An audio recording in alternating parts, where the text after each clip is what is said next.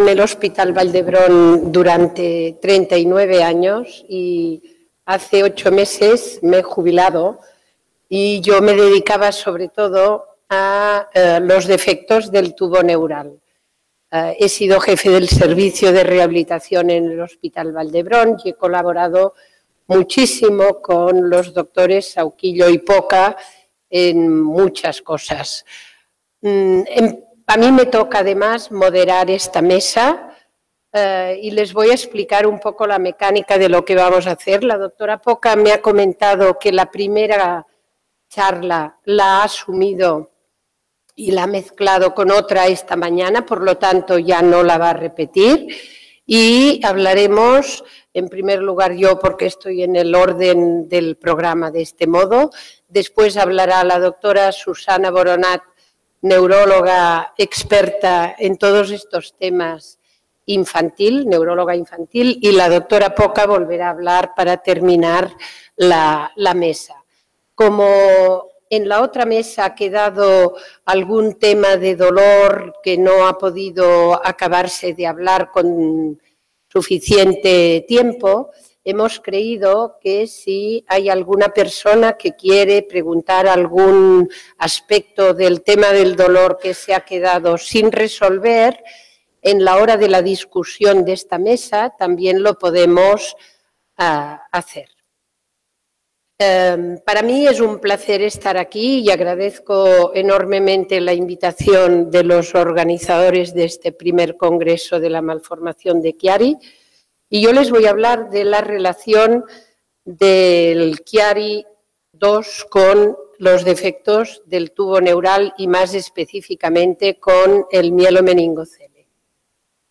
Como ustedes saben, los defectos del tubo neural son un amplio paraguas que cubre diversas malformaciones del tubo neural que son diferentes, pero que se producen en el primer trimestre de embarazo y que tienen un carácter multisistémico.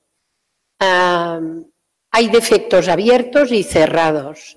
Entre los abiertos, la anencefalia es el defecto más grave que es incompatible con la vida y el mielomeningocele es el defecto abierto más grave compatible con la vida. Entre los defectos cerrados existe un gran número de formas anatomopatológicas y son muy variables. A ver si lo hago bien esto. Es importante que diferenciemos cuando hablamos de espina bífida, porque el término de espina bífida es el que se usa coloquialmente para hablar muchas veces de mielomeningocele, pero muchas veces acaba confundiendo. La espina bífida oculta es un defecto de fusión óseo sin ninguna trascendencia neurológica. Comporta una falta de fusión del arco posterior, habitualmente de las vértebras L5 y o S1, que no tiene significación clínica, se produce con una incidencia de entre 5 y 10% de la población general y no se ha demostrado que tenga ninguna asociación ni con dolor o mayor dolor lumbar, ni con déficit neurológico. Parece en alguna publicación que lo que sí se relaciona con este defecto es una mayor incidencia de espondilolisis. Los defectos cerrados, cuyo principal ejemplo es el lipomeningocele, es el más frecuente, se producen finalizando el primer trimestre de embarazo o de desarrollo embrionario.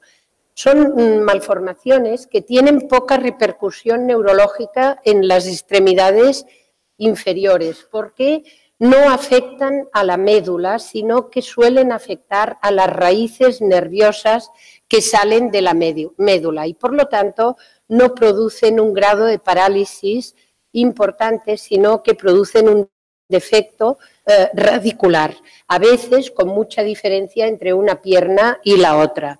Lo que sí producen con mucha frecuencia es una vejiga neurógena que tiene poca clínica de incontinencia, y eso es importante porque muchas veces estos niños pueden aparentar una completa normalidad porque tienen vejigas y esfínteres que son retencionistas, es decir, tienden a orinar poco frecuentemente y con ello hay un alto riesgo de afectación del funcionalismo renal.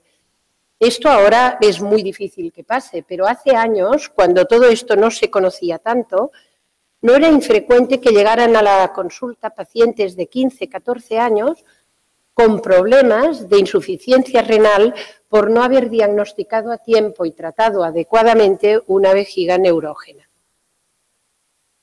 Por lo contrario, entre los defectos abiertos, como hemos dicho antes, el mielomeningocele es la forma más grave compatible con la vida.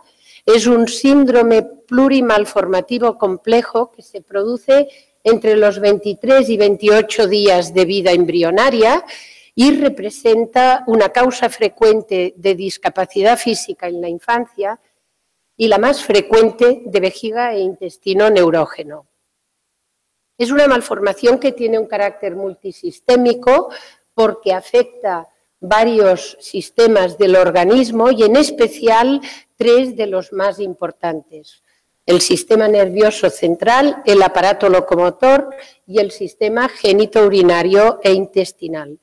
Y no es infrecuente que haya malformaciones congénitas asociadas de tipo neurológico, cardíacas, urológicas y óseas.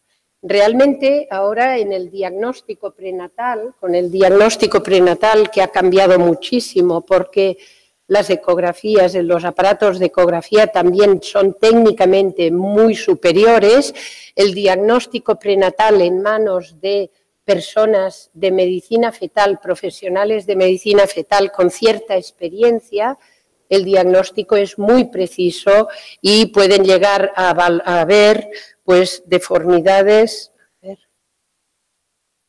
A ver si sé hacerlo. Bueno, esto no. Bueno, ahora.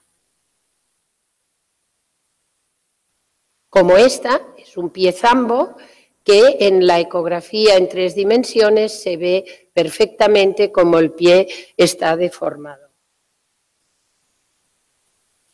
Esta característica de afectación multisistémica ha generado que estos pacientes tengan que ser o sean tratados en unidades multidisciplinares sin límite de edad, porque es donde se obtienen los mejores resultados de tratamiento. Estas unidades, y en el Vall d'Hebron hay una unidad con muchos años de experiencia, tienen especialistas de cada ámbito, tanto para la etapa infantil como para la etapa de adulto. En la etapa infantil actualmente trabajamos con los profesionales de medicina fetal, cirugía pediátrica, rehabilitación, neurocirugía, neonatología, pediatría, cirugía ortopédica, urología, neuropsicología y oftalmología. Y en la etapa adulta también reproducimos prácticamente los mismos especialistas.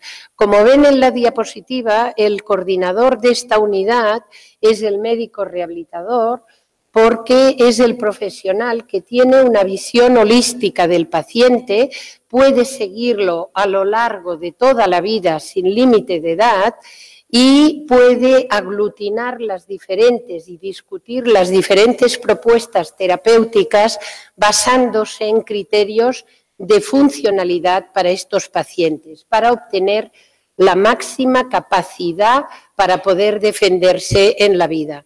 También contamos con la colaboración de cirujanos plásticos, nefrólogos, endocrinos y dietéticas y dietistas.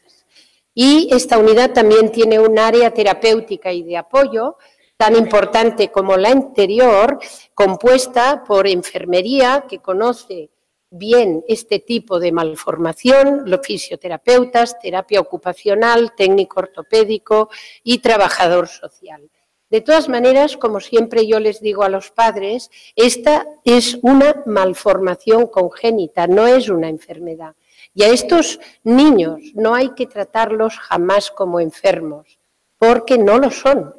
Son diferentes, tienen características peculiares, pero esto no los hace enfermos y los profesionales no los tenemos que hacer enfermos, porque nuestro objetivo final es que estos pacientes puedan llegar a la vida adulta, integrarse en la sociedad, desarrollarse como cualquier otra persona y optar finalmente a la independencia económica, que es lo que nos da independencia verdadera. En cuanto a la etiología, sigue siendo desconocida en la mayoría de los casos. En estos años hemos avanzado un poco y sabemos claramente que hay una predisposición genética de carácter poligénico, pero no están identificados todos los genes que pueden contribuir a que se produzca esta malformación y tampoco es hereditaria, es decir, no por tener el gen que puede favorecer esta malformación, tienes que tener un niño con esta malformación, ya que para esto se necesitan factores externos predisponentes, que conocemos algunos, y que se relacionan fundamentalmente con el déficit o la alteración del metabolismo del ácido fólico. Por lo tanto, en cuanto a la etiología, esta es una malformación que sigue un patrón multifactorial. El diagnóstico prenatal en la actualidad ha cambiado mucho. Eso antes de la ecografía bien desarrollada era una malformación que aparecía en el momento de nacer el bebé y era realmente un shock para las familias porque nadie esperaba un problema como este, que al final es un gran problema. Con el diagnóstico prenatal, que se rige, como ven en la parte de arriba de la diapositiva.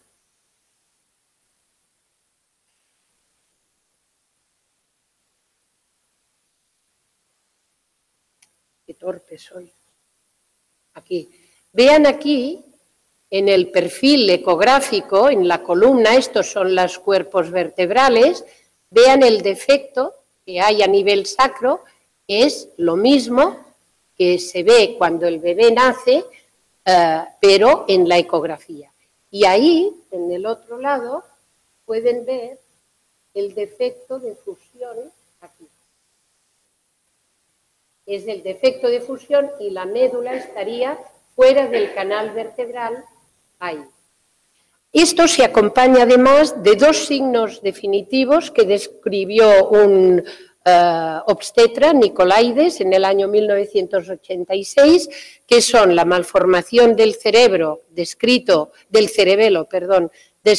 como el signo de la banana, que se ve el cerebelo expandido como si fuera una banana, y el signo del limón, que es la forma alimonada del cráneo secundario a la hidrocefalia. Esta malformación conlleva necesariamente una cirugía inmediata después del nacimiento del bebé, que consiste en el cierre precoz de este defecto para prevenir la infección secundaria del sistema nervioso, prevenir el anclaje medular, evitar el enterramiento de la piel dentro de la cicatriz que puede originar un tumor dermoide secundario, pero desde el año 2011, a raíz de la publicación de un ensayo clínico multicéntrico en Estados Unidos llamado MOMS, era un estudio que se realizó durante 4 años en Estados Unidos, que consistía en comparar dos grupos de pacientes, unos operados intraútero, cerrándose el defecto, y otros operados postnatalmente. Con este ensayo se demostró que esta cirugía intraútero o prenatal disminuía la tasa de necesidad de válvula por la hidrocefalia postnatalmente y ayudaba a revertir la malformación de Chiari. En la actualidad, esta cirugía intraútero, que en el Hospital Valdebrón también se realiza, se puede realizar vía fetoscópica o vía abierta. Hay diferentes escuelas, en Estados Unidos, en Houston, la realizan también vía fetoscópica, en Brasil también la realizan vía fetoscópica y en el Valle d'Hebron también, mientras que en Alemania y en otros centros la realizan vía abierta. La vía fetoscópica consiste, como ven en la diapositiva, en Valle d'Hebron se expone el útero, se hace una incisión y se expone el útero y ahí se introducen los puertos para realizar la cirugía y esta es la imagen que veríamos vía fetoscópica, este es el defecto del mielomeningocele vía fetoscópica. El hacer, introducir los puertos por cirugía abierta exponiendo el útero tiene su sentido porque una de las complicaciones de esta cirugía es la rotura de membranas y esto facilita la prematuridad. Entonces, esto es realmente importante evitarlo porque si no, a la discapacidad propia del mielomeningocele le añades la discapacidad potencial de la prematuridad. La vía abierta es la que ven en la diapositiva de la derecha, que es exponer el útero, exponer el feto, y aquí tienen la placoda para poder proceder a la cirugía. Como les decía, el estudio MOMS del 2011 lo que demostró es que disminuía la tasa de necesidad de válvula por hidrocefalia, evitaba o revertía la malformación de Chiari II y ellos decían que mantenía el nivel neurológico, pero realmente el estudio esto no lo demuestra. Otro aspecto que queda pendiente es si la cirugía ayuda a preservar la función urinaria, la función vésico-esfinteriana.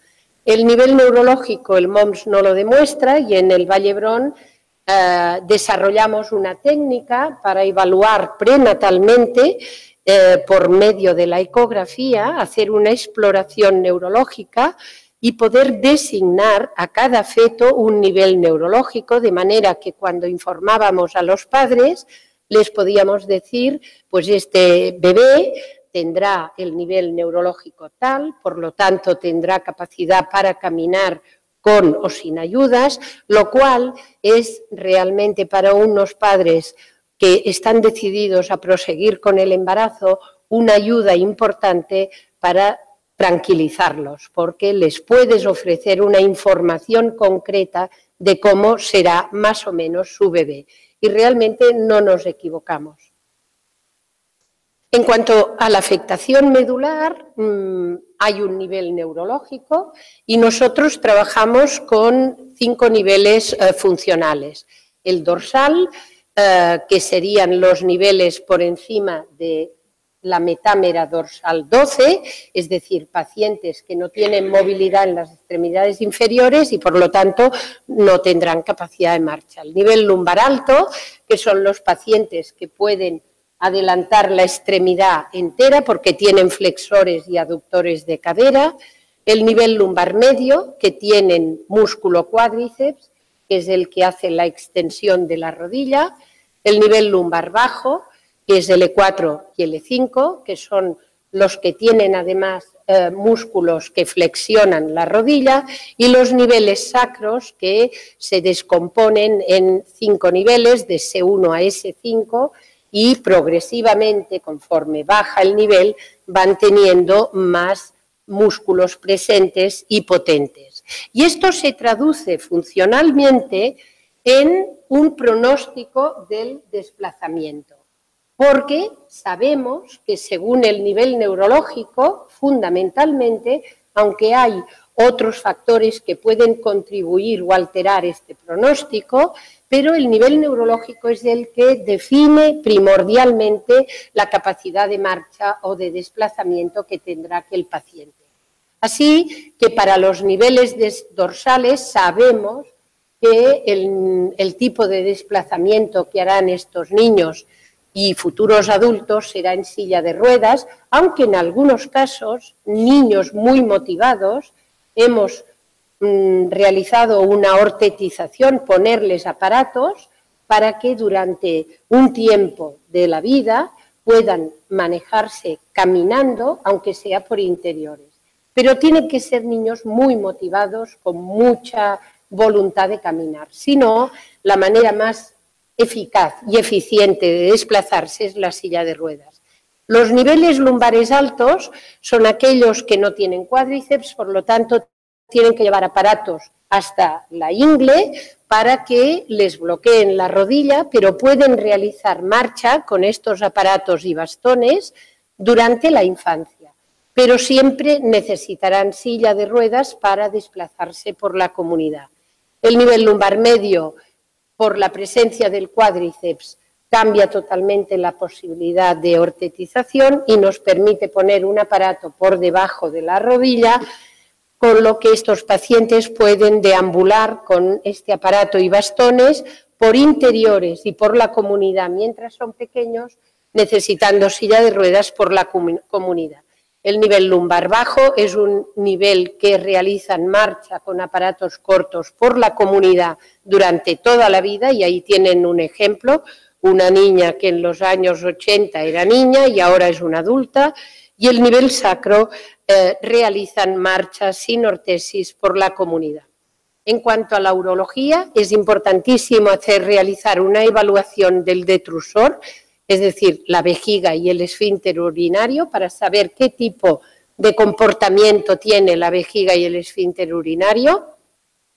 Hay que diagnosticar o descartar malformaciones asociadas que con la mejora del diagnóstico prenatal muchas veces ya se diagnostican prenatalmente, y el objetivo global en este aspecto es preservar sobre todo la función renal y conseguir una continencia esfinteriana socialmente aceptable, tanto intestinal como urinaria, empezando la reeducación de estos hábitos a los 2 años y medio, cuando cualquier niño deja de ser incontinente de forma fisiológica, y basado inicialmente en una dieta rica en fibra y una evacuación programada.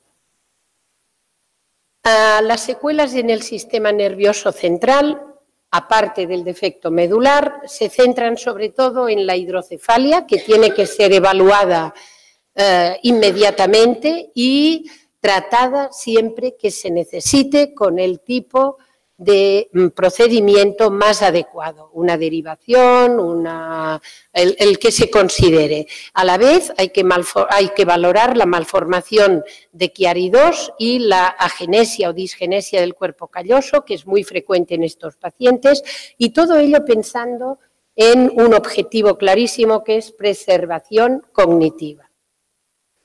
La hidrocefalia está presente en el 90% de los casos. Los niveles torácicos tienen mayor frecuencia de hidrocefalia y los niveles sacros menor porcentaje de presencia de esta malformación. La malformación de Chiari II está asociada en un 90% de los casos a esta patología y consiste en la protrusión del cerebelo y del tronco cerebral por el agujero magno.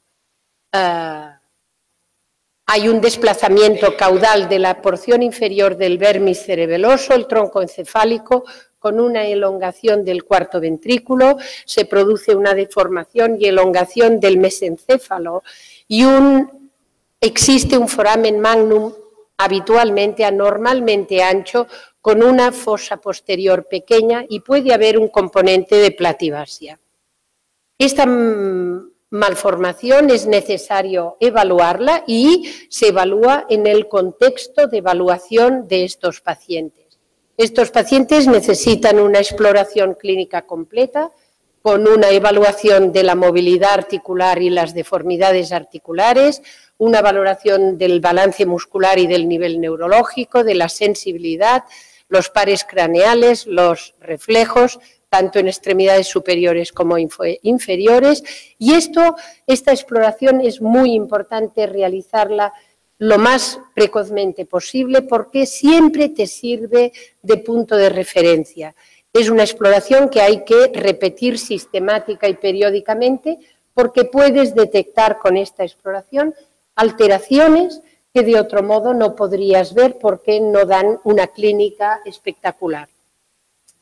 Hay que hacer una resonancia cerebral olomedular, radiografía de cráneo, raquis cervical para estudiar la malformación de Chiari y se complementa con estudios neurofisiológicos completos.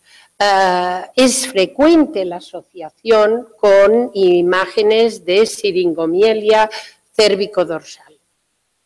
A grosso modo, y de una manera que nunca es tan claro como pone la diapositiva, pero más o menos, la hidrocefalia altera la sustancia blanca y produce un efecto sobre los resultados cognitivos de estos pacientes y la motricidad fina. El Chiari 2, por su afectación sobre el tronco encefálico, altera la movilidad ocular, produce nistagmus, produce déficit de atención y de concentración. En cuanto a la presentación clínica de la malformación de Chiari, en mi experiencia realmente estos pacientes tienen muy pocas veces clínica y es un gran abanico de síntomas poco específicos y que dependen también de la edad.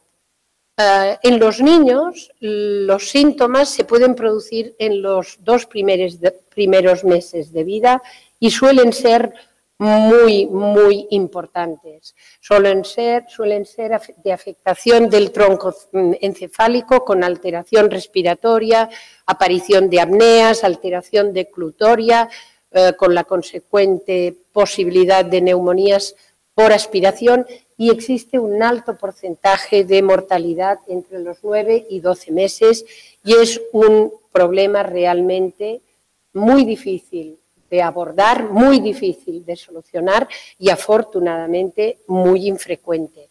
En los adolescentes y adultos también es poco frecuente afortunadamente, pero ya la clínica es menos específica, se mezcla con disfunción de la médula cervical, porque puede haber clínica derivada de la malformación de Chiari per se o por asociación con una siringomielia secundaria. Puede haber un déficit motor de las extremidades superiores, especialmente la musculatura intrínseca de las manos, acompañándose de déficits sensitivos suspendido o disociado, la aparición de espasticidad y hiperreflexia en las extremidades superiores. En cuanto al tratamiento, es realmente de muy difícil abordaje. Existe una gran variabilidad en la historia natural y no hay un acuerdo en la literatura y entre los diferentes especialistas de cómo abordar terapéuticamente este problema. En líneas generales se puede decir que el primer paso que hay que tener siempre ante clínica de Chiari es asegurarse de que no hay hipertensión intracraneal y que por lo tanto hay un correcto funcionamiento de la derivación ventrículo-peritoneal que lleve a aquel paciente. Porque muchas veces la clínica de Chiari se produce por una disfunción valvular y cuando recambias la válvula, la vuelves a poner y funciona otra vez correctamente, esta clínica desaparece. Cuando hay una presión intracraneal normal con una válvula funcionante, pero en ausencia de clínica progresiva, nuestra opinión es de esperar, observar, valorar al paciente, seguirlo de cerca y esperar, no tomar una actitud más agresiva. Y el problema viene cuando hay una presión intracraneal normal, una derivación ventrículo-peritoneal funcionante, pero hay una clínica persistente que no mejora, que no revierte, que tiende a prolongarse, que puede incluso empeorar y entonces es cuando hay que valorar una cirugía que, bueno, no siempre restituye las funciones y yo creo que esto hay que valorarlo en el ámbito de una unidad multidisciplinar para conseguir lo mejor para el paciente. A modo ya para acabar, el objetivo terapéutico global en estos pacientes es conseguir un buen estado de salud, una hidrocefalia controlada con preservación del cociente intelectual, que tengan una capacidad de desplazamiento independiente, sea en silla de ruedas o sea deambulando, que tengan preservadas la función renal y que consigan una continencia esfinteriana y autonomía e integración personal y sociolaboral. Todo esto debe empezarse en la más tierna infancia, con una filosofía dirigida a conseguir esto en la vida adulta, evitar la sobreprotección de estos niños y los profesionales que estamos implicados en el tratamiento de estos pacientes debemos ayudar a los padres y a las familias a comprender la importancia de este aspecto para el futuro del paciente y tenemos que colaborar en conseguirlo. El ser blando, darles todo lo que quieren, a la larga no los ayuda en nada, porque la sociedad, desgraciadamente, no te mima ni te permite. La sociedad es dura para cualquier persona y tenemos que enseñarles a que se puedan defender. Y solo ya para acabar, recordar que es el mielomeningocele el defecto del tubo neural abierto más grave compatible con la vida, que la malformación de Chiari está asociada a esta malformación y que los pasos terapéuticos tienen que ser progresivos desde lo más sencillo a lo más complejo para conseguir el bien de estos pacientes. Muchas gracias.